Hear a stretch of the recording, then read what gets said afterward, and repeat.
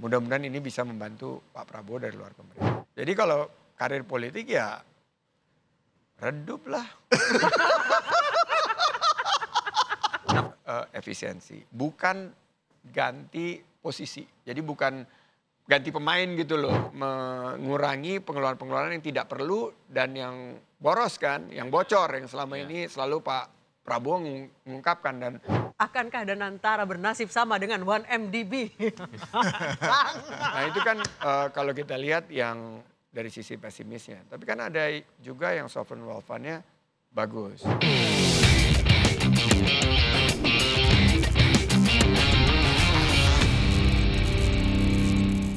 Kita jumpa lagi di podcast Bikin Terang No Gelap-Gelap. Tapi auranya masih agak gelap ya, walaupun THR udah cair. Itu yang udah cair. Yang belum banyak juga. Tapi kabarnya banyak yang nggak belanja-belanja kayak tahun-tahun lalu. Bahkan katanya diperkirakan angka mudik ini berkurang 24% karena ya lagi sulit gitu masanya. Saya Anissa Dasuki. Saya Gaib Maruto Sigit. Saya Pung Purwanto. Ada co-host kita. Saya Sandiaga Salahuddin. Kemana aja nih ya? Apa kabar Pak Sandi? Baik. Sibuk apa sekarang? Nisa, saya back to business. Jadi back to basic. Dan sudah hampir mau masuk bulan kelima ini. Saya melihat keadaan ekonomi kan banyak tantangan ya. Jadi perlu dorongan dari sektor dunia usaha dengan terobosan-terobosan. Karena yang dibutuhkan itu kan lapangan kerja. Bahasanya halus ya. Ekonomi perlu tantangan, masih menantang dan perlu dorongan. Kan harus optimis. Kalau yang kan ekonomi lagi lemah gitu kan. Ya sebetulnya namanya mirip podcast ini kan. Kan sebetulnya kan ini kan gelap banget gitu, tapi kita bikin terang. Oke. Namanya Sobat Terang. Oke. Pak Sandi, sekarang back to business. Kalau dipanggil lagi untuk ngurus negara, tertarik? Pertanyaannya bukan kalau kan, karena sudah lewat kan, kemarin penentuannya sudah lewat, begitu penentuan dari kabinet kita sangat mendukung, banyak teman-teman saya di sana. Misalnya. Habis lebaran loh Mas. Hah? Habis lebaran kabarnya. Jadi Santer. Isunya udah santer. isu santer. Iya. Saya emang gak dengar. Aduh. Masa? Walaupun santer tapi tidak dengar. Tapi pada Biasanya langsung dipanggil kayak gitu. ada beberapa proyek yang cukup besar. Jadi saya bagi 3. Ada di seperti yang dulu kita kembangkan sebelum masuk di pemerintahan tuh investment di equity. Ini sekarang karena keadaan ekonomi berat banyak pengusaha yang butuh tambahan equity, tambahan pendanaan. Ini sekarang saya lagi fokuskan. Yang kedua juga karena banyak startup yang masalah sekarang, saya fokus di venture builder, venture consultations. Jadi konsultasi agar usaha mereka tetap bisa sustain. Tapi kabarnya mau roadshow juga nih. Ya, roadshow keluar ini karena saya melihat ada potensi di beberapa sektor ya, terutama mengenai green economy dan new economy ya. Ini masih, Indonesia ini masih fundamentalnya masih kuat. Jadi dari segi pertumbuhan kita sekitar 5%. Di tengah-tengah situasi yang tidak menentu, kita masih bisa menunjukkan keyakinan bahwa kita akan tumbuh 5%. Ini banyak investor yang ingin dengar, makanya saya mau roadshow saat libur lebaran, jadi kita nggak libur tapi kita gaspol, kita ingin membrief para investor di Hong Kong sama di Shanghai. Jadi mereka melihat masih prospek ini Indonesia. Mereka mau dengar, mereka ngelihat ya? kan sebetulnya kan mereka membacanya, ini kan keberlanjutan ekonomi Indonesia dari Pak Jokowi ke Pak Prabowo. Dan itu yang digaung-gaungkan kan. Tapi begitu berganti kepemimpinan Oktober 2024 lalu, narasi yang tersampaikan ke publik atau yang mereka tangkap nih para investor, ini banyak perubahan. Nah ini yang saya harus jelaskan ke... Apa sih yang kenapa narasinya jadi banyak perubahan? Apa yang Pertama, waktu Pak Jokowi itu kan sangat detail bahwa Indonesia akan membangun infrastruktur. Jadi fokus kita waktu itu adalah membangun infrastruktur. Karena ada 3 pilar itu kan infrastruktur, investasi di SDM, sama penguatan institusi kan. Itu yang selalu digaungkan untuk kita bisa masuk ke era Indonesia Emas, Indonesia Maju 2045. Kalau infrastrukturnya narasinya, oh karena pemerintah nggak punya budget harus berhenti. Ini kan harus dijelaskan ke investor. Enggak berhenti pembangunan infrastruktur. Tapi yang akan lebih banyak berperan pembangunan infrastrukturnya itu adalah swasta. Yang membangun, udah banyak kok swasta bisa membangun infrastruktur. Gaung efisiensi cukup terdengar juga ya? Efisiensi ini bagus karena sebetulnya kan government itu mengurangi pengeluaran-pengeluaran yang tidak perlu dan yang boros kan, yang bocor yang selama ini selalu Pak Prabowo mengungkapkan dan nggak berubah tuh dari 2014 waktu saya jubir sampai sekarang kan dia selalu bilang bocor. Nah itu yang 30% itu yang mau ditutup. Ini harus disampaikan kepada investor, bukan dari anggaran yang berkualitas yang dikurangin, tapi anggaran yang misalnya studi banding, perjalanan dinas, yang gitu-gitu. Kayak istana butuh orang kayak gini. Nah itu. Supaya investor pede gitu ya. Kayaknya Danantara butuh. Saya barusan ngomong itu tuh. Iya. Kok mirip sama sebelah ya?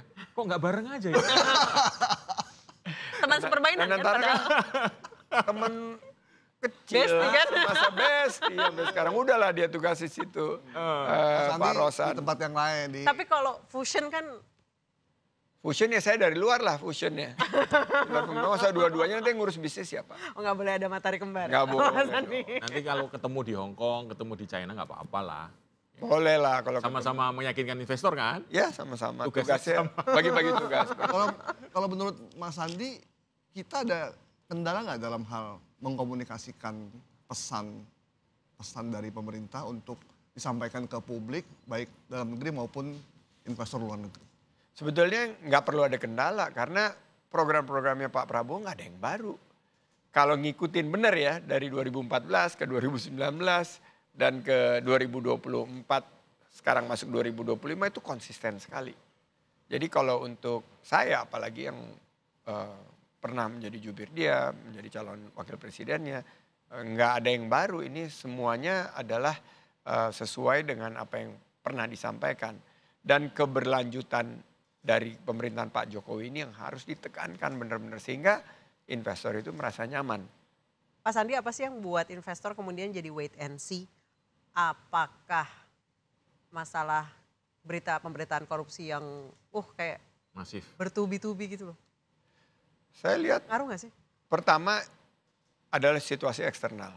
Kalau kita lihat kan situasi global, ini para investor kalau kita bagi ya investor luar negeri itu harus reposisi kan, dia melakukan penyesuaian karena mereka harus merotasi dengan kebijakan Trump dan kebijakan berkaitan dengan geopolitik dan perang dagang.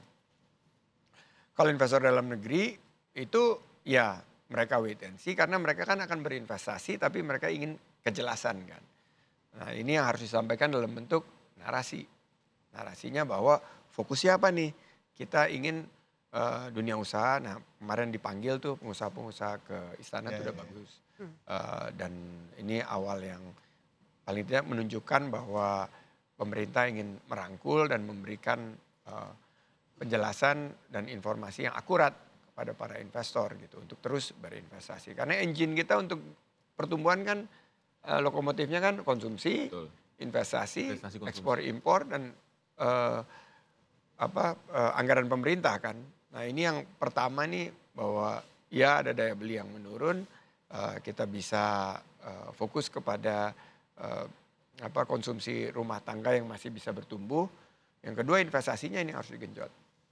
Kayaknya Mas Sandi bisa ya menerjemahkan programnya Pak Prabowo ya. Makanya itu. Harusnya sih dibantu ya. Narasinya sih oke ya. Oke. Ya kan Pak Prabowo efisiensi kehilangan. misalnya nih efisiensi. Itu kan nggak ada yang baru juga.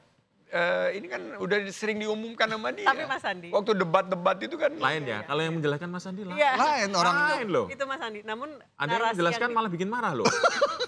Ada loh Mas. Nah, yang tadi kan dia kayaknya menghindar terus. tadi yang korupsi itu. itu kan bagus banget. Saya malah punya data bahwa dari sekian program Pak Prabowo, termasuk MBG dan lain sebagainya, yang paling dapat apresiasi masyarakat itu yang bahwa Pak Prabowo tegas untuk menindak korupsi. Dan itu kan konsepnya dia, strong government, firm leaders. Saya tuh selalu Cocoknya nyampaikan. udah. Iya udah. Angle-nya itu loh. Pas. Tapi Mas Andi, narasi yang Angle. diterima masyarakat adalah, pemerintahnya nggak bener. Iya. Berita korupsi tiap hari, rakyat capek. Justru di sosmed tuh yang rame itu.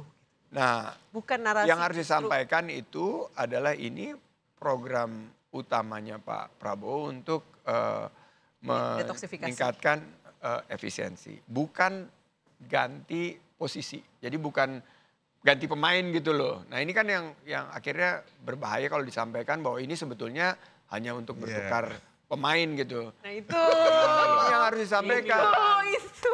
Ini yang membuat tagarnya kabur aja dulu. Sama Indonesia gelap gitu, Bang. Ya, kabur aja dulu dan Indonesia gelap juga nggak perlu ditanggapi secara Iya. negatif Iya, dan iya, lain bener. sebagainya kan. Bener. Ini sesuatu yang natural gitu loh. Kalau kan ada habis Beda. gelap terbitlah terang. Ini kayak podcast ini. Ini kan nih. kayak Bikin habis terang. gelap terbitlah terang. Memang agak gelap, orang namanya juga semuanya dalam ekonomi global seperti ini. Tapi gimana caranya kita bikin terang gitu loh.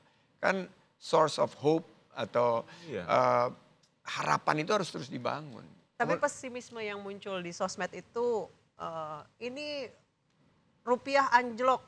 Bahkan Saham. melebihi rekor ketika krisis Krisis moneter 98. 98. Kan orang tuh, orang yang nggak ngerti itu langsung otaknya, wah kita akan balik lagi kayak krisis kayak dulu. Kemudian dimunculkanlah gambar-gambar ketika kerusuhan ketika itu. Iya. Akankah Indonesia balik lagi seperti itu? Saya nggak melihat ini Indonesia jauh lebih solid secara ekonomi. Nomor 2 politiknya sudah lebih stabil. Kita sudah ada dalam kontestasi demokrasi yang sudah semakin matang. Dan pemerintahan ini sudah mendapat dukungan yang luar biasa. Misalnya nih, Pak Prabowo memiliki tingkat kepuasan 80% itu. Ya. Pernah loh ada presiden sampai 80%. Pak Prabowo ya 80%, Pak SBY 10 tahun, Pak Jokowi 10 tahun. Tingkat kepuasan 80% ini yang paling dekat itu Pak Jokowi kalau nggak salah 70 sekian. 78 ya. 78. 78 ya Iya. paling tinggi ya. Iya. Ini 80 gitu. Nah, PR-nya karena begitu ini Pak Prabowo 80%. Begitu diturunkan ke pemerintahan, tingkat kepuasan garis miring kepercayaannya itu turun dari 80 ke 60 gitu. Begitu diturunkan kebijakan, ini udah di bawah 50. Berarti udah lebih dari setengah orang yang sangat mengkhawatirkan kebijakan-kebijakan ini. Ini tugasnya gimana seluruh Indonesia Incorporated ini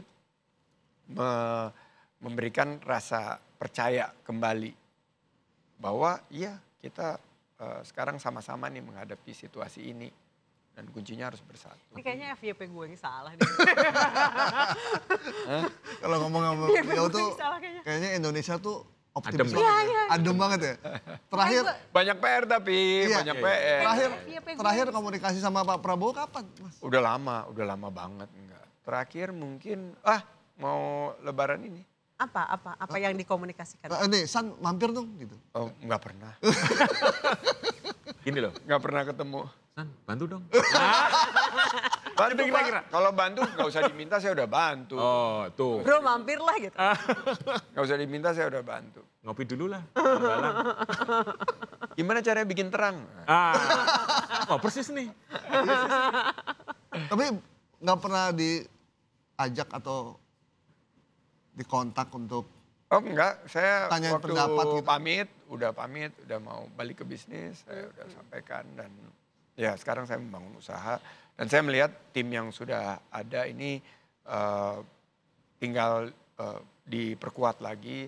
Ini kan mereka baru bekerja sama Pak Prabowo kan, kalau saya udah lama Ya, sekali. justru itu sebelumnya. Mas Andi. Pak Rosan ini salah satu yang cukup lama loh kerja sama Pak Prabowo dari awal Iya. tahun 2000 sama saya waktu menjadi konsultan di keuangannya grup bisnisnya Pak Prabowo. Jadi Pak Rosan salah satu orang yang udah lama kerja sama Pak Prabowo. Jadi ini yang udah ngerti cara pola pikirnya Pak Prabowo dan cara kerja beliau. Tapi Pak Sandi, kalau melihat Pak Sandi ini kan pengusaha udah lama ya, terus sekarang sibuk roadshow membina pengusaha-pengusaha muda. Optimisme di kalangan pengusaha itu seperti apa nih sekarang, dalam posisi sekarang ya? Karena kita kan juga tadi nyebut ada PHK di mana-mana, terus kemudian prospek kemarin IHSG juga turun. Gimana sih sebenarnya kalau di lapangan ini, fakta lapangan, kalau fakta yang muncul di media kan beda nih. Sepesimis itukah? Apa Karena dunia usaha ini gimana ini? IHSG turun cuma di kita aja. Sementara di tempat lain tuh naik jauh semua. Itulah yang terjadi. Itu kenapa? Mungkin kalau Mas Andi yang jelasin. Kita gaduh. langsung paham jadi nih. Ini, jadi kan selalu kan, ini karena global. Nah, yang terjadi pada hari Selasa itu yang kita sebut sebagai perfect storm. Oh. Yaitu ada badai yang terjadi yang ada hanya di Indonesia. Badai itu terjadi karena akumulasi daripada berita-berita sebelumnya, akumulasi dari pertanyaan-pertanyaan yang belum terjawab, akumulasi dari apa yang dibicarakan oleh para investor, akhirnya terjadi di satu hari itu. Tapi yang tidak berubah kan kita udah tahu, era VUCA itu kan fee-nya itu adalah volatility. Nah, volatility-nya biasanya kan 2-3% nih naik turunnya. Sekarang lebih dari 5% karena akumulasi daripada berita itu, dan ada konon kabarnya ada 1-2 perusahaan yang turunnya cukup dalam pada pagi. Sehingga men-trigger bahwa yang lain itu kekhawatiran ada margin call. Bahwa ada berita sebuah perusahaan besar nggak bisa memenuhi kewajibannya. Dan ini kan rumors. Sehingga harga sahamnya jatuh sampai 50%. Dan itu akhirnya nyebar kan, itu kan paling cepat tuh. Itu satu, terus mereka bilang, sebentar lagi lebaran, nggak bisa dagang, nggak bisa, ini kita take money out aja dulu gitu loh. Makanya sahamnya sangat turun, dan kita memang harus terbiasa volatilitas ini di angka sekarang gitu, 6.000, 6.500. Kemarin naik 3% misalnya, ya kita udah harus biasa gitu loh. Naik 3%, turun 3%. Kalau dulu kan kira-kira range-nya itu antara 1 sampai 2. Kenapa harus biasa Mas Andi? Yang ini era VUCA, volatility, uncertainty, complexity, dan ambiguity. Ada pola keseimbangan baru berarti? Ada new normal, inilah new normal kita. Berarti 5% itu akan jadi normal ya? Nah, authority udah langsung menyesuaikan, makanya kan buyback udah diperbolehkan. Dan yang paling tahu saham daripada nilai saham yang ada di pasar itu kan ya pemilik perusahaan sendiri. Kalau dia perusahaannya bagus, dia masih optimis, dia lihat masih cash flow-nya masih cukup kuat, ya dia berinvestasi di sahamnya sendiri. Nah, itu policy response yang menurut saya tepat. Nah, bicara mengenai optimisme, ini ada disconnect antara apa yang terjadi di akar rumput yang masih melihat nih, ekonomi Indonesia kan tumbuh 5%. Kecuali kita ini benar-benar udah nggak tumbuh lagi. Tapi di saat tumbuh itu ada beberapa data-data seperti PHK mulai terlihat. Terus kita udah melihat daya belinya melemah. Nah, perusahaan-perusahaan ini menyesuaikan. Tadi baru pitch nih, ada 5 pengusaha pemula di program kita inkubasi.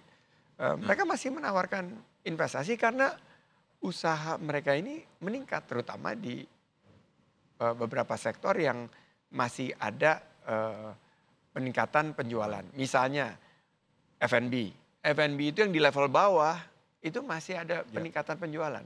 Jadi misalnya kalau yang di level 200 ribuan ke atas itu per meal itu memang susah jualnya. Berat. Tapi mereka ini tadi para pengusaha-pengusaha pemula ini produk-produknya itu rata-rata tuh antara 40 sampai 50 ribu rupiah. Itu masih banyak. Itu mereka masih meningkat dan angkanya itu 5 sampai 7%. Mereka perlu investasi untuk bikin dapur, terus bantu untuk jaringan distribusi. Jadi masih ada pertumbuhan, masih ada optimisme. Nah, tinggal kita mengamplifikasi aja. Sehingga kan ini kan turun nih karena kelunturan percaya terhadap keadaan pasar modal Indonesia. Ini harus kita reverse dengan sektor real, di mana 97% lapangan kerja itu kan dari UMKM. 61% sumbangsi ekonomi kita juga dari UMKM. Bahwa UMKM ini masih bertumbuh. Gitu. Paling tidak dalam angka sekitar 5% yang menjadi konsensus pertumbuhan ekonomi kita. Itu dia kabarnya. Banyak PHK, tapi di sisi lain sebenarnya penyerapan juga tinggi. Penyerapan tinggi. Gaungnya nggak terdengar aja. Betul, dan kalau kita lihat misalnya di sektor kesehatan itu masih bertumbuh.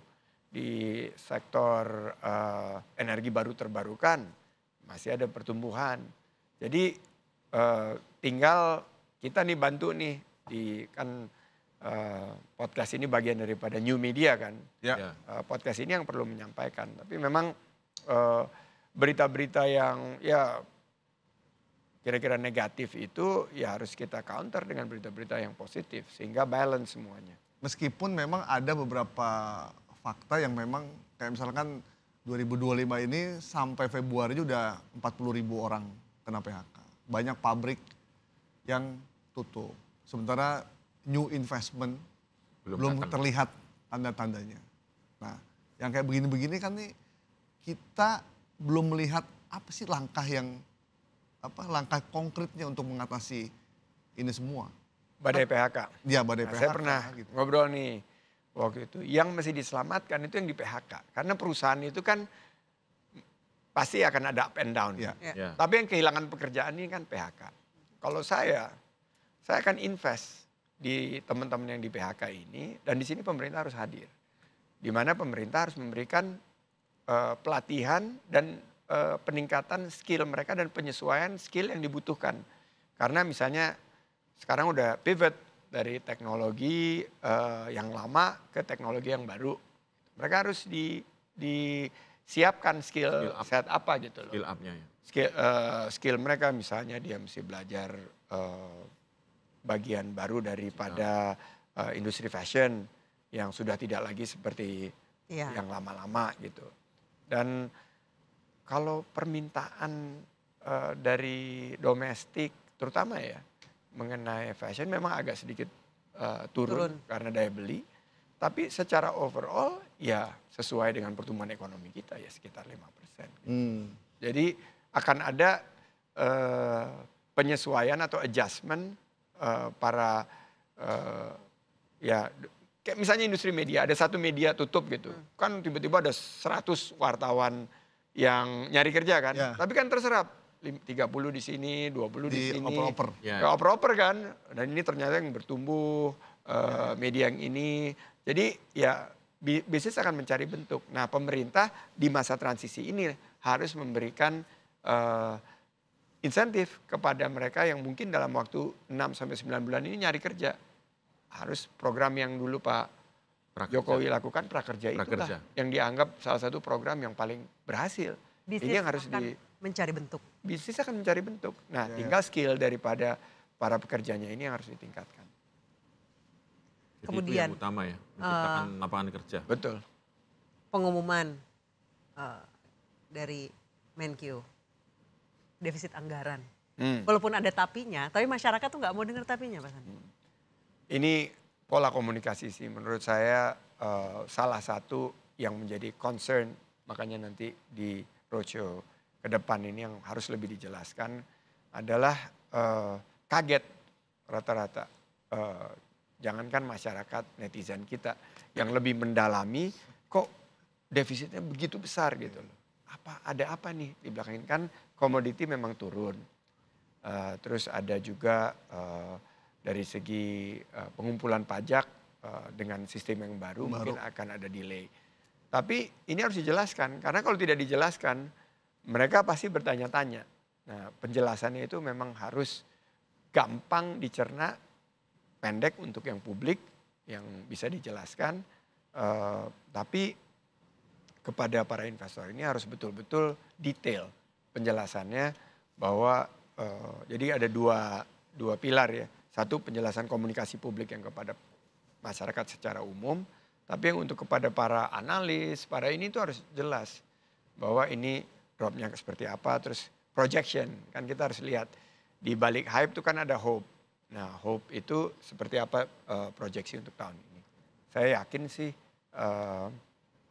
kalau dijelaskan dengan baik, Indonesia secara fundamental kan ekonominya akan ekonomi G20 loh. Ini ekonomi G20 loh. Jadi ini ekonomi yang cukup besar dan diperhitungkan. Ini akan terus menjadi acuan bagi para investor. Sekarang mereka lagi wait and see semua. Nah ini gimana caranya mereka nggak wait and see dan mulai masuk ke... Sepertinya banyak pertanyaan yang tidak terjawab ya. Iya. Jadinya memunculkan ya kekhawatiran yang berlebih. Gitu. Sama narasi baik yang tidak tersampaikan. Yang menjawab itu sedikit, jawabannya nggak kena lagi. Nah, ini yang kadang-kadang membuat pertanyaan itu semakin liar ya. Atau semakin liar nih. Nggak dijawab, tapi jawabannya menimbulkan pertanyaan baru dan menimbulkan polemik yang baru. Iya. Itu gimana? Tertutup oleh jawaban-jawaban yang sebenarnya butuh kita bisa ya. Yang mengenai ini anggaran, kita harus pertama komunikasikan bahwa governance, bahwa kita ini nggak ada yang berubah dari pemerintahan sebelum-sebelumnya itu kita jaga bener nih fiskal kita. Kita nggak ugal-ugalan gitu. Karena khawatirnya kan para investor dan lain sebagainya ini kita tiba-tiba lose guard. Terus kan mulailah muncul rumors ini resign, ini akan diganti dan lain sebagainya. Itu kan karena tidak ada kejelasan terus mulai ada dan begitu spekulasi. Rumors yang nggak didinai itu kan become reality kan. Iya. Jadi denialnya harus disampaikan dan kemarin sudah disampaikan dengan baik, dengan lugas, tegas, jelas dan memberikan harapan bahwa masalah governance ini akan berujung kepada peningkatan penerimaan pajak karena ekonomi kita bertumbuh walaupun ada penyesuaian misalnya. Nah ini bagian dari ini Nisa. Yang kedua adalah masalah yang selalu berkaitan dengan perubahan kebijakan. Nah ini dijelasin namanya kan keberlanjutan. Tidak ada perubahan kebijakan yang fundamental. Yang ada adalah perbaikan, penyelesaian dan perbaikan. Dan antara misalnya, itu kan udah jadi pemikirannya Pak Prabowo sejak awal. Ya. Ini tinggal dikomunikasikan dengan baik dan sekarang sepertinya sudah lebih baik pengkomunikasiannya dan tokoh-tokohnya yang ditampilkan juga yang memiliki reputasi yang baik. Mas Andi, tahu nggak ketika saya baca soal Danantara, artikel apa yang pertama masuk? Akankah Danantara bernasib sama dengan 1MDB? Nah itu kan kalau kita lihat yang dari sisi pesimisnya. Tapi kan ada juga yang sovereign wealth fund-nya bagus. Seperti kayak Temasek atau Norges Bank. Nah itu yang harus diceritakan kepada publik. 6 bulan pertama apa yang akan dilakukan? Governance. Harus perbaiki tata kelola. Jadi sehingga Danantara itu nggak kayak 1MDB. Before making any investment yang ada dulu nih diperbaiki. Waktu Temasek pertama terbentuk kan yang paling pertama dikerjakan perusahaan-perusahaan yang ada di bawah situ Singapore Airlines harus nomor 1 terbaik di dunia. Jadilah Singapore Airlines perusahaan yang tidak punya destinasi lokal menjadi perusahaan airlines terbaik di dunia. Terbaik ya.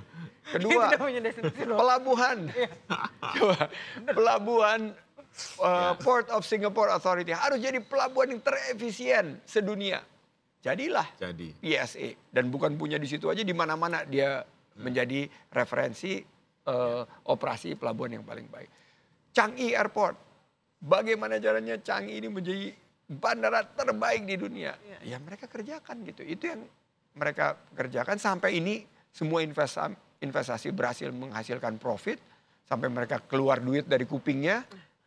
Begitu keluar duit dari kuping, nah dia baru pikir investasinya di mana. Nah, mulailah dia investasi di Indonesia. Berapa lama butuh waktu bagi Danantara untuk jadi seperti itu? Harus dicari penjelasan. Sekarang kan mereka udah dapat dividen. Itu kan mungkin bisa di set aside karena untuk investasi jangka panjang kan. Ini kan untuk anak cucu kita, bukan investasi zaman sekarang. Kemarin juga sempat ada rumors bahwa masyarakat Indonesia yang tadinya investasi di bank-bank BUMN ditarik semua, kemudian berbondong-bondong beli emas. Jadi UMKM itu susah dapat pinjaman, semuanya di hold. Itu benar nggak sih? Ada beberapa UMKM yang menyampaikan ke saya. Dan ada juga yang perusahaan yang udah menengah besar gitu. Karena mau ada RUPS, mau ada pergantian, mungkin ganti kebijakan. Tapi kan sebetulnya nggak akan lama itu. Begitu udah balik lagi, customer mereka itu kan pasti akan terlayani. Itu kan yang make money buat mereka kan. Kalau mereka minjemin kan mereka dapat net interest margin. Dan untuk bank-bank besar itu ya hidupnya mereka itu dari pinjaman gitu. Sebenarnya no issue ya soal orang tarik investasinya segala macamnya. Dan kalau perusahaan-perusahaan bank-bank besar ini kan bank-bank yang memiliki pengelolaan yang baik gitu loh. Jadi kalau kita tarik uangnya mau ditaruh di mana? Mau taruh beli emas? Apakah lebih safe? Ya harga emas sekarang kan lagi tinggi-tingginya nih. Lagi tinggi-tingginya. Memang bagus kalau emas itu dalam menghadapi situasi inflasi yang tinggi. Tapi kan inflasi kita sekarang sekitar, malah bulan Februari kemarin deflasi. Jadi kita harus betul-betul pikirkan dalam segi investasi. Jangan sampai ada panic, irrational reaction terhadap keadaan perekonomian kita. Kan saya dibilang, wah ini tarik banknya dari sini, pindahin ke sini. Udah pasti belum kalau dipindahin ke sini lebih baik pelayanannya daripada yang bank-bank yang kita tarik pendanaannya. Tahunya ujung-ujungnya terbawa bantal. Nah, itu yang harus kita hindari Mas, karena ekonominya kan akan nggak sehat kalau gitu. Di awal kita tanya, sekarang lagi ngapain? Ternyata lagi urus usaha, membantu, membina pengusaha-pengusaha muda. Terus urusan politiknya gimana? Karir politiknya apakah berhenti sampai di sini aja? Sementara kemarin kan tuh kita udah tahu tuh. Kan politik adalah salah satu cara untuk berkontribusi untuk bangsa. Ya. Dan sekarang saya berkontribusinya melalui dunia usaha. Jadi kalau karir politik ya redup lah. Tapi Mau kalau diterangin nanti lagi ada nggak, Mas? peluang lagi gimana? Ya itu mau Bang diterangin Sandi? lagi nggak Mas? Kan nggak mungkin. dong. Ya saya percaya pasti akan ada siklus kan ya politik. Ya. Sekarang siklus saya di bisnis. Jadi saya fokus saja di bisnis. Jadi tidak menutup hati ya? Jadi kan waktu saya transisi ke politik itu kan udah dengan pemikiran yang matang tuh. 10 tahun saya akhirnya di pemerintahan dari 2015 loh Ya. sampai 2025 Tapi ini. nggak kapok Mas? Saya nggak ada penyesalan tuh. Semuanya saya jalani dengan penuh rasa syukur. Saya lihat bahwa kontribusi selama di dunia politik sudah menghasilkan. Paling nggak Pak Prabowo-nya jadi presiden gitu. Yang saya perjuangkan selama 2 pemilu 2014 dan 2019. Dan ya kita lihat bahwa beri waktulah dia untuk memimpin kita. Kan yang kita sayangkan kan 2 pemilu Mas Sandi membantu Pak Prabowo, begitu jadi Mas Sandi nggak ada di situ. 3 ya? Oh 3. Dua dong. Dua. Yang ikut membantu, menyorong segala macam daya dan upaya, keringat, tenaga, air mata, biaya dan lain-lain. Saya nggak perlu ada di situ. Menurut saya tercapainya suatu tujuan dan kita bisa melihat hasil karya kita kan mencintai belum tentu memiliki kan. Oh, tapi gini. Jadi bisa aja kan di sana tapi kita Ngeri. dari jauh melihat kan udah bangkanya super bangga banget. Ya. Tapi nanti momentumnya akan tiba kan. Tapi kayak kalau itu Ya. ada penyesalan Momentumnya nggak, ini, Mas? momentumnya Nggak ada penyesalan. Ya waktu karena kan siklus politik berubah-berubah. Pada saat terakhir saya ditugaskan ke membantu Pak Ganjar dan itu saya jalankan dengan dedikasi sungguh-sungguh 100%.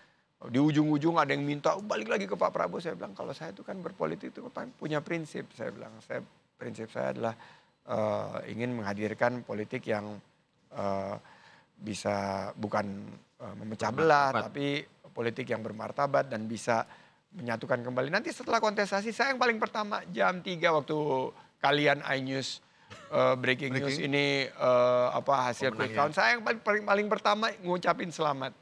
Karena saya percaya prosesnya, saya yakin dan dari data-data awal bahwa ini seperti ini saya kasih selamat dan ya sudah kita nation buildingnya harus jalan di titik itu. Jadi begitu kontestasi selesai ya kolaborasi ke depannya. Kalau yang pertama ngucapin itu biasanya susah dilupakan. Karena gini Mas, di politik itu kita kan butuh orang-orang yang bermartabat ya. Orang-orang yang jujur, yang baik gitu. Waktu dulu awal Mas Sandi muncul jadi jubirnya Pak Prabowo. Kita keliling-keliling Indonesia ya. Itu Saya masih di Bisa ada. Saya nggak ikut, ada beberapa wilayah kan yang saya ikut. membuka mata anak muda kan. Oh ternyata Sandiaga Uno aja masuk politik. Gitu. Ya. Jadi akhirnya banyak orang yang mulai Alhamdulillah tertarik. banyak yang masuk politik. Itu clear Bagian loh. besar masuk Gerindra waktu itu. Iya, itu clear loh Mas. Karena waktu itu kan politik kan kayak seram didominasi ya. Orang tua. tua. Orang udah bangkotan di partai politik, ngomongnya kayak begitu. Ketika Mas Sandi muncul dengan gaya anak Gaya muda, baru. akhirnya semua orang, oh ternyata Sampai sekarang loh Mas. sampai sekarang Mas. Ya alhamdulillah. Nah kalau Mas Sandi cuma berhenti sampai di sini, nggak kasihan sama anak Dede. muda, dede-dede itu. Dede itu sekarang udah jadi. Udah jadi. Udah jadi loh Dede itu jadi politisi ulung loh mereka. Udah banyak yang jadi menteri juga. Oh. Ini jubir saya waktu itu udah jadi wakil menteri, ada yang jadi anggota dewan. Saya senang ngelihat mereka bertugas dan kita masih komunikasinya masih lancar kok. Dan saya di belakang layar ya saya memberi masukan, saya memberi senang saya lihat ini. Dan sekarang saya kembali melakukan hal yang memang saya passionate, yaitu membangun usaha dan memperkuat ekonomi anak muda, terutama dalam penciptaan lapangan kerja. Lebih enjoy mana Mas Andi? Hari ini saya enjoy banget ya, enjoy banget gitu loh. Jadi protokoler udah nggak ada. Lu tuh sebel Tapi banget. jadwal tetap padat ya? Sebel banget kalau protokoler itu, aduh pokoknya baru ini 35 menit. Mohon Bapak harus ditunggu di sini, ditunggu di sini. Izin Bapak ya? Mohon izin.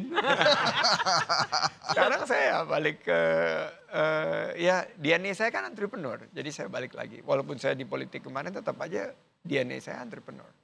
Berarti Kalau- jadwal tetap padat ya sekarang?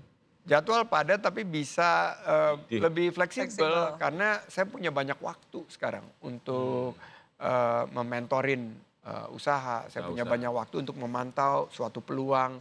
Saya punya kesempatan untuk meyakinkan para pemilik modal, investor untuk menanamkan modalnya di sektor yang tepat. Jadi jauh lebih fleksibel, jauh lebih punya waktu. Dan dulu kan sektoral, hanya pariwisata dan ekonomi kreatif. Ya, ya. Padahal kan Indonesia kan sangat luas. Sekarang saya punya kesempatan yang lebih terbuka.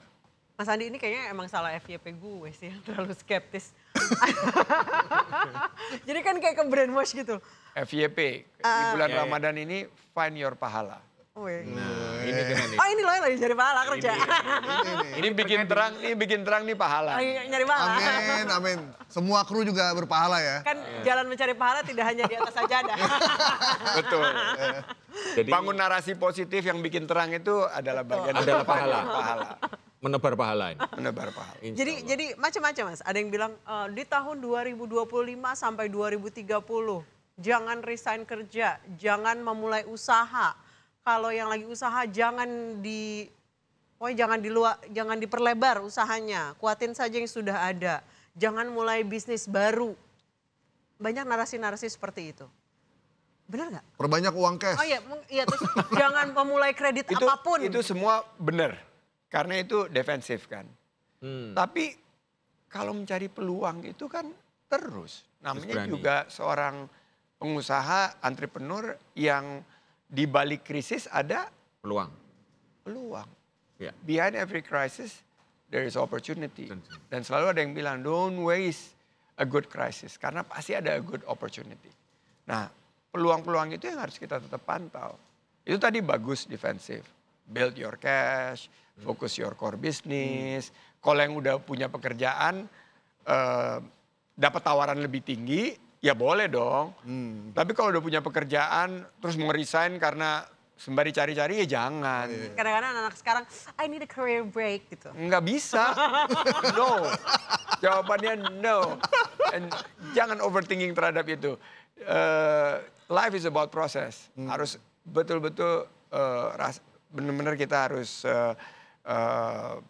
jalani proses itu sampai ya kan uncertainty ini paling volatility ini 5 tahun. ada siklus ya kan. Iya, iya. Nanti akan ada siklus build up lagi dan di situ kita dalam posisi yang lebih 5 tahun nyampe? mungkin ya saya lihat sekitar 5 Nyampe ya? tahun ya. Siklus ini. Udah tua ya. Biasanya sih siklusnya 7 tahun. 7. 7 tahun. Biasanya siklus ya. 7 tahun tapi Bisa jadi lebih cepat ya. ini bisa lebih cepat, bisa lebih lama karena sekarang juga udah ada teknologi, udah ada terobosan-terobosan yang terkini. Jadi ya kita mesti siap. Mas Andi, ada satu masalah dunia usaha yang justru dianggap budaya, minta THR. Minta THR. Itu jadi isu gak sih? Super jadi isu. Ormas-ormas itu. Apalagi ormas-ormas. Saya ngalamin lagi nih sekarang karena kan balik lagi. Gimana? Iya, itu tuh. Dan THR itu kan konsepnya kan tunjangan hari raya mestinya dibayar kepada para pekerja. Iya. Pekerja. Yang berkeringat kan. Malah ada hadisnya itulah, bayarlah sebelum mengering keringatnya kan gitu. Jadi yang berkeringat itu siapa? Ya karyawan. Yang dapat THR ya karyawan lah. Nah kayak ormas-ormas dulu itu waktu bisnisnya lagi booming ya udah daripada nggak pusing kita. Daripada ribet ya, Daripada ribet lah, Udah daripada jalan di ditutup demo. gitu kan biasanya. Udahlah sekarang ini mereka juga ikut ngencangin ikat pinggang. Lebih berkontribusi. Ormas-ormas itu ada yang memiliki kontribusi positif juga. Nggak semuanya ya, tapi per hari ini ya lebih peka lah. Keadaan ekonomi kita lebih. Karena lagi ormas tidak merasa baik. berkeringat juga kan, jagain. Kalau yang dijagain itu ya di-formalize dong. Kalau dia jagain, ya dia Ya, masuk charge. karyawan. Dia kirim invoice, bayar pajak. Iya. Tapi bener Mas, bahwa ormas itu juga menjadi satu isu yang membuat banyak investor akhirnya. Oh iya. Oh iya? Sangat. Iyalah. Mas Andi, Setiap kali ada demo-demo ngerusakin truk terus viral di mana-mana, nyampe Sensitif. ke investor di luar negeri ya mereka bilang udah wait and see dulu deh. Ini kok kayak begini ya. Nah, Pak Prabowo tagline-nya dari dulu nggak pernah berubah. Strong and firm leader. Jadi strong government ini harus pastikan tidak ada lagi toleransi terhadap kegiatan-kegiatan yang merusak, destruktif, dan tidak menciptakan situasi iklim investasi yang kondusif. Masalahnya jumlahnya makin banyak Nggak, ormasnya. Wamenaknya bilang budaya. Bingung wah makanya. No comment lah itu. Gak ada budaya ngerusak itu nggak ada. Kita nggak budaya kita itu Budaya gotong THR. royong. Maksudnya budaya minta, Minta THR itu. dari ormas. Minta THR, ormas minta THR tuh katanya budaya. Ya nggak bisa dong, berhenti. Mas Andi pernah terima ormas berapa banyak? Oh waktu banyak Sampai banget. intimidatif nggak? Sampai intimidatif. Waktu saya dulu masih di punya investasi yang saya jalankan sendiri itu ya mereka datang minta. Nggak pakai surat, datang. Rame-rame Ya, gitu. rame-rame. Dan kalau bisnisnya lagi oke segala macam kita pikir ya Boleh lah. daripada ini Daripada sekarang rame. lagi nggak bagus bisnis. Hotel-hotel lagi pada berat. Ya. Iya. Restoran-restoran juga ya alhamdulillah Ramadan ini mulai penuh tapi ada pengurangan. Angka orang mudik turun 24% prediksinya. Ini kan berarti seluruh ekosistem ini sekarang lagi harus berhemat. Ya kalau lagi berhemat ya kita harus kurangi juga. Mudik turun sampai 24%, gulungannya akan mengerikan. Ya nggak sih? pasti dari transportasi, pasti dari hotel, Kuliner. Wisata ya? restoran, kuliner itu akan terasa semua. Tapi kan ini dalam konteks berkurangnya 24%. Dulu ya 200 juta waktu tahun 2024. Itu kan peak setelah COVID kan. Iya. Ya. 200 juta. Nah ini karena Turun. daya beli dan segala macam turun 24%. Saya pikir nanti mendaratnya itu di ya angka 15% lah gitu loh. Ini kan prediksi kan. Ini kan survei yang dilakukan Kementerian Perhubungan. Ya. Tapi berarti kita harus mengantisipasi ada pelemahan di transportasi, di kuliner, hotel maupun beberapa sektor-sektor yang cukup padat karya ya sebetulnya. Ini yang harus diantisipasi. Oke, ini tadi kita udah ngobrol, saya hitung Mas Andi nyebut Pak Prabowo 5 kali, nyebut Pak Jokowi 2 kali. Habis lebaran kan isunya ada reshuffle. Nah, ini. Lagi nih. Balik lagi. Kembali lagi. Ini sebelum kita closing deh kan, udah dikasih kode katanya. Gitu. Udah ada telepon atau WhatsApp. tiba-tiba Pak Dasko WA gitu ya. Bro. Sibuk nggak bro? Atau kalau misalkan ditelepon, gimana tanggapan Mas Andi? Ya kontribusi kepada negara itu kan bermacam-macam dan sekarang saya kontribusi di dunia usaha. Pernah kejadian juga kan di 2019 waktu habis Pilpres, saya di luar pemerintahan kan sampai 1 tahun sampai pada satu saat setelah berkali-kali minta dan waktu itu memang membutuhkan pariwisata, saya diminta untuk di kementerian kan pariwisata dan ekonomi kreatif. Saya nggak mau berandai-andai, bro. Saya pikir kontribusi saya sudah sekarang saya lakukan di jalur yang memang saya sangat passion. Saya memiliki energi yang dan waktu sekarang, waktu yang berlebih. Mudah-mudahan ini bisa membantu Pak Prabowo dari luar pemerintah. Ya paling Pak Prabowo juga lihat kan catatan ketika Bang Sandi jadi Menteri Pariwisata kan jelas tuh kan. Dari segini langsung bisa segini kan. Itu aja. Gue kira mau lu smash lagi. Bisa. Nggak itu kan pasti dilihat kan. CV-nya kan dilihat. Dari pariwisata segini bisa langsung segini gitu. Sekarang? Sekarang kan ya baru 6 bulan kan. Jadi pesannya, Kasih waktu lah. Kasih waktu sebelum reshuffle. Jadi pesan Bang Sandi untuk Lebaran yang sedang di tengah keprihatinan gimana nih kepada masyarakat? Ya, ini bulan bulan Ramadan, Ya. bulan kita meningkatkan ketakwaan. Nanti hari Idul Fitri adalah hari kemenangan. Saya setuju sama podcast baru ini dengan narasi yang sangat positif. Memang kalau dilihat headline di mana-mana bikin pusing kepala. Tadi Nisa ngomong, wah ini gimana korupsi ini itu orang akhir takut. Korupsi itu kita lihat bahwa ini adalah kanker yang harus kita enyahkan dari NKRI, dari bumi pertiwi. Nah gimana caranya ini narasinya tersampaikan bahwa yang dilakukan Pak Prabowo ini adalah betul-betul berkomitmen untuk meningkatkan efisiensi ekonomi kita dan meninggalkan praktek-praktek buruk. Dan yang kedua bahwa investasi di sumber daya manusia dengan makan bergizi gratis dan lain sebagainya ini akan menjadi salah satu anak tangga kita untuk menuju Indonesia emas. Nah gimana caranya ini membangun kepercayaan itu kembali. Satu lagi Mas Andi, pesan untuk kaum menengah atau kaum mendang-mending. Yang nggak dapat bantuan sosial, Ya. tidak bisa menikmati hasil dari kekuasaan. Atau tidak punya privilege. Tidak punya privilege karena dia bukan anak pejabat atau lingkungan, dia ada di tengah-tengah. Yang berat ke atas juga berat ke bawah. 2S, Apa tuh? Apa tuh? banyak bersyukur. Oh. Kalian masih paling tidak hari ke hari hidupnya. Mereka itu kan masuk di golongan yang minimal bulan ke bulan kan. Iya. Kan dibagi 3 nih, ada yang hari ke hari, Harian, ada harian, ada yang mingguan, ada yang bulanan. ada yang bulanan. Mereka ini masuk yang di bulanan. Mereka harus banyak bersyukur. Dan kalau mereka bersyukur insya Allah ditambahkan nikmatnya. Yang kedua, S-nya sabar. Wah, Insya Allah kita bisa. Jadi sampai sekarang masih syukur dan sabar, ya. Jadi syukur dan sabar. insya Allah akan terlampaui. Iya. Oke, Baik. menarik. Kita jadi optimis semua nih. Iya nih. Harus optimis. Semangat ya. Buat teman-teman Sobat Terang. Sobat terang. Sobat Terang nih namanya sekarang Kayaknya nih. gue yang mesti ganti FYP. Iya. Pusing, pala tuh berat ya Mari. Jadi mulai minggu depan habis lebaran kita podcast, kita langsung sapanya Sobat Terang ya. Sobat terang. Ini inovasinya. Oke, baik. Kita sekarang udah mau lebaran, tinggal menghitung hari lebarannya. Meskipun di tengah krisis, meskipun belanjanya tidak sebanyak tahun-tahun lalu ya, Mas Andi. Karena duit THR-nya lebih baik ditabung dulu ya buat investasi ya. Oh iya, satu lagi, investasi paling aman apa sekarang? Investasi yang aman-aman.